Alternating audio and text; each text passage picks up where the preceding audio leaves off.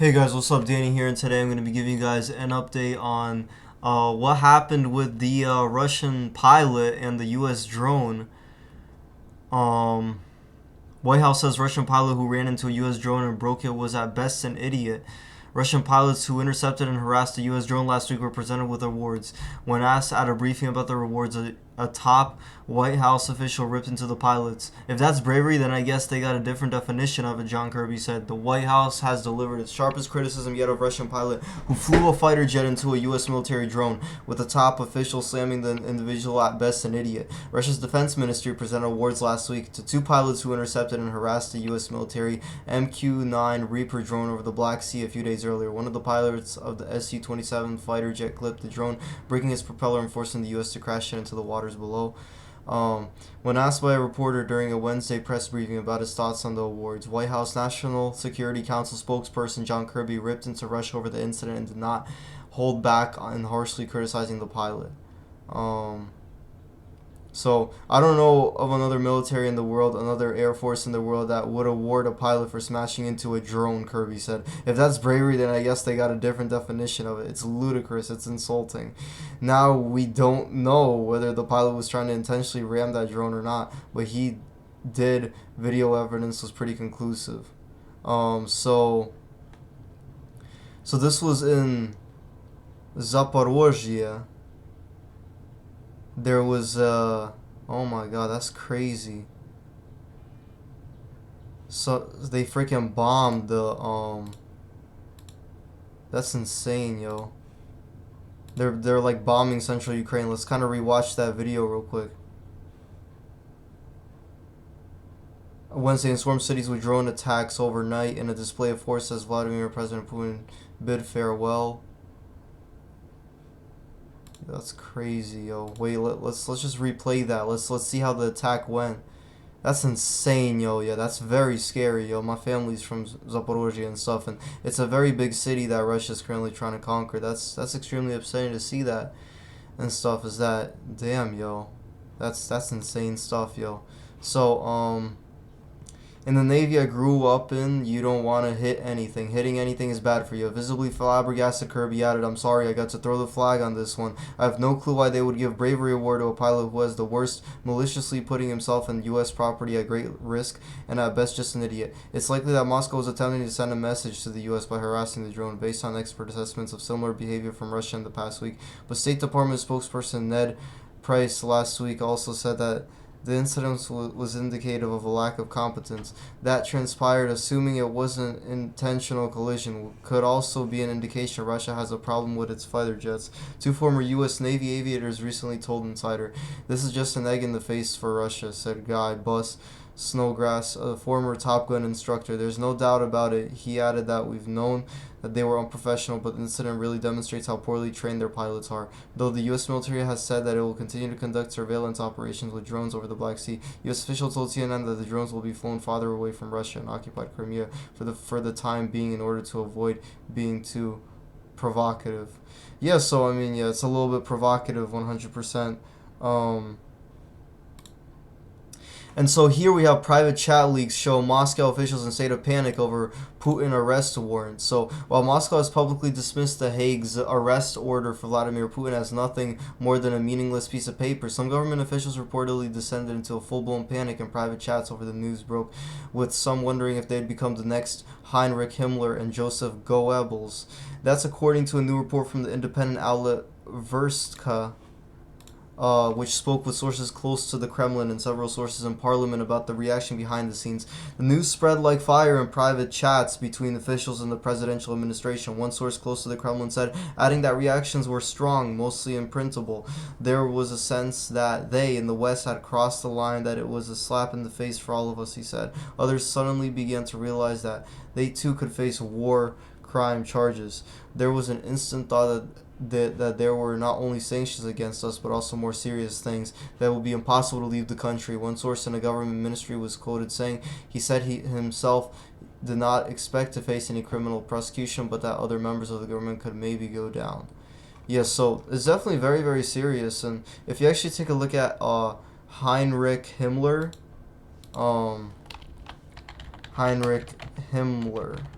let's take a look at him, right?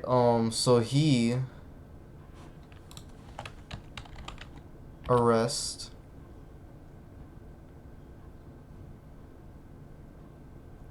So British soldiers arrested him at a border check. His brand new passport and nervous behavior gave him away. Himmler was sent to a prison camp for questioning.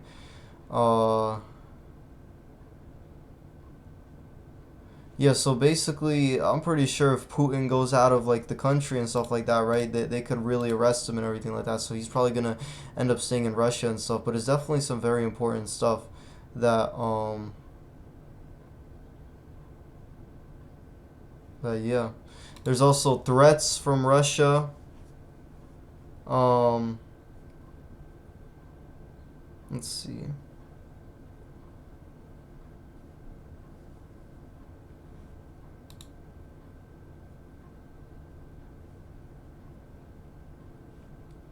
The National Criminal Court embodies our collective commitment to fight impunity for the gravest international crimes.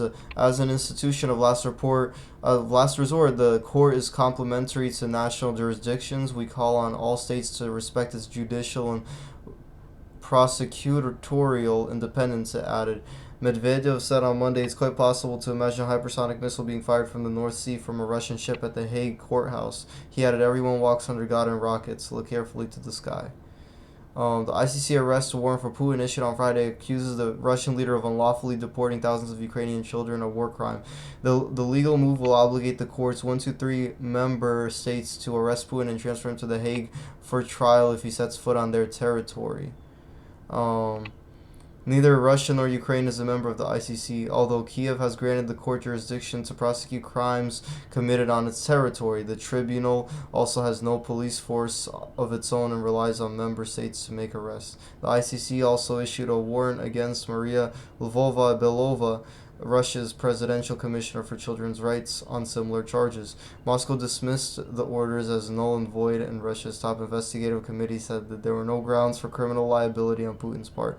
It also said that heads of state enjoyed absolute immunity under a 1973 United Nations Convention. The committee said the ICC's prosecutors' actions in issuing the warrants showed signs of being crimes under Russian law, including knowingly accusing an innocent person of a crime.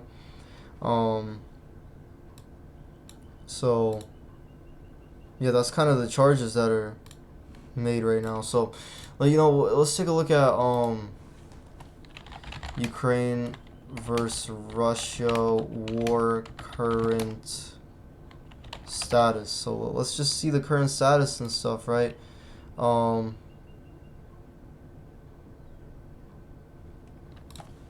Map. Let's see if we could get a good map of what's going on right now.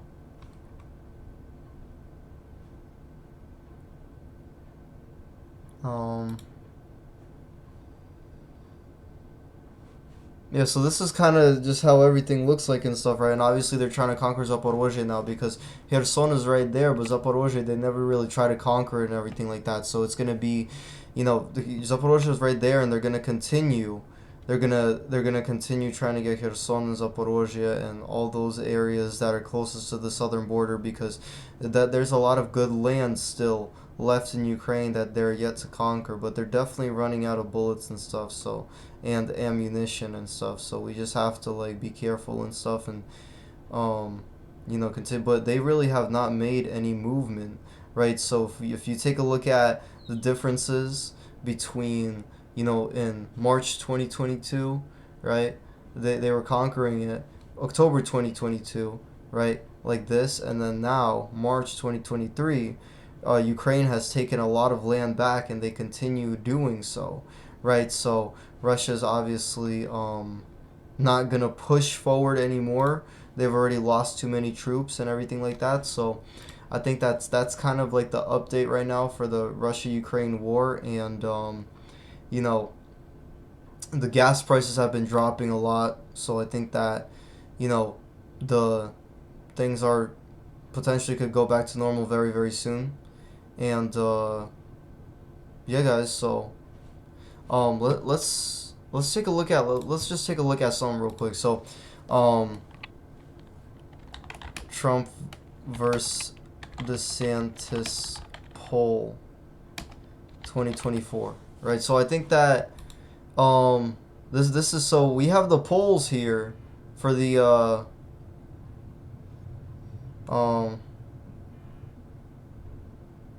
so Trump is ahead of everybody. That's so cool. Do they have a chart, bro? Like, they gotta show me. No, yo, that's crazy how Trump is ahead in all of the polls compared to all of the other, like, top candidates and stuff, right? You take a look at all of these, and you have one poll, CNN, that's saying DeSantis +2. I mean, that's CNN. They're just a bunch of haters, but Trump is really doing a lot better than all of these other candidates, and that's very interesting. So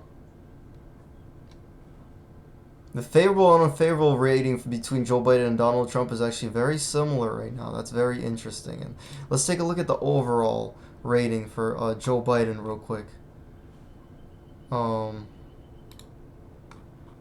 Looks like they don't really have a chart anymore for none of this stuff. But when he first got elected, there was a lot of positivity on Joe Biden's part, but now there's a lot of negativity. And of course, why is that? Because the president is just a pussy and he doesn't know what the fuck he's doing. And I think that's a fucking fact, yo. I fucking, Biden and shit, he be on some bullshit. But let me just tell you, yo, if Trump does get president, he definitely, Putin takes Trump very seriously. So that could really make the Ukraine and Russia war get a lot better than what it is right now. So I think that's very important to watch. You guys should really watch that and stuff, is that it's going to change a lot of things if Trump gets president, is that he could make a deal with Putin, like, listen, stop invading Ukraine, right?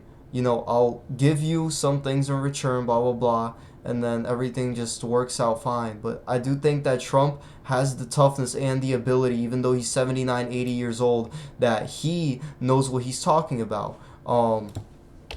Trump comments on the Ukraine-Russia war, right? Let's just take a look at this real quick. So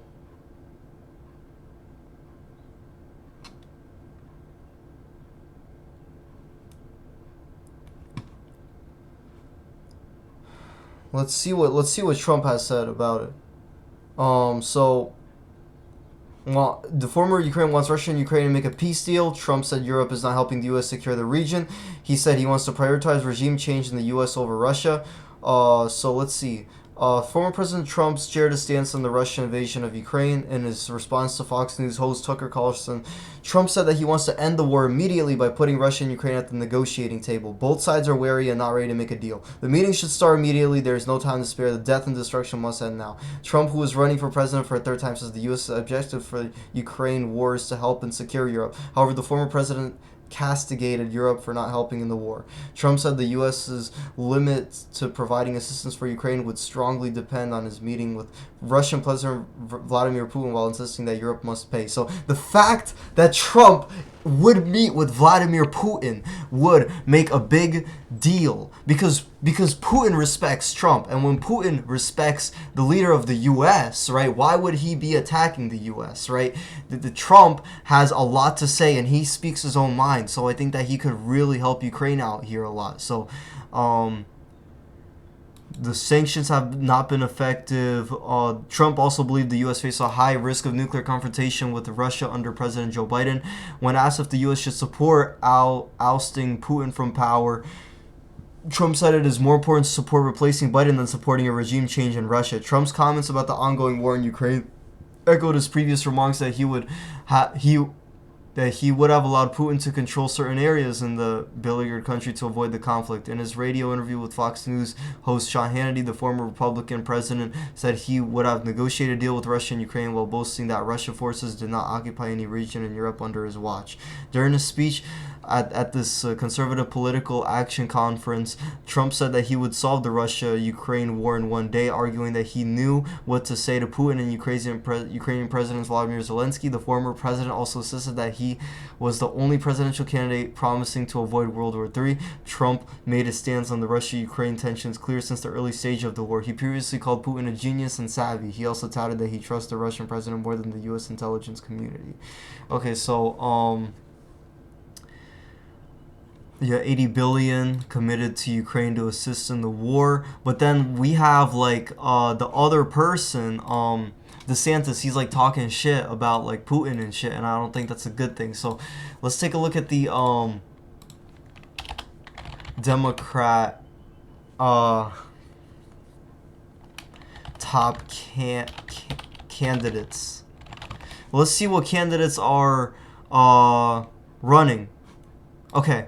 For being a Democrat. Okay, let's see. This is very important, guys. This is gonna definitely be extremely important. Okay, so let's take a look at the polls, because there's polls like Trump versus DeSantis and stuff, right? But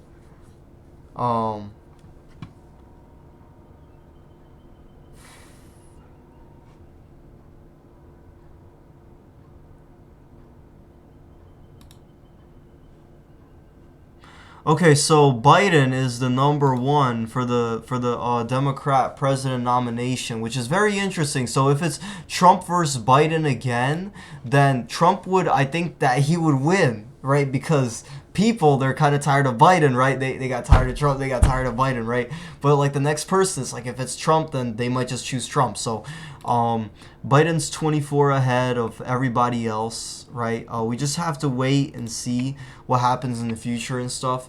But he's definitely not fit for president. So hope you guys enjoyed this video. This is kind of just my rundown on Russia-Ukraine situation with the presidential nomination, which is going to happen next year and stuff. And I think that it could be very, very important in setting the stone for what happens in the future. So,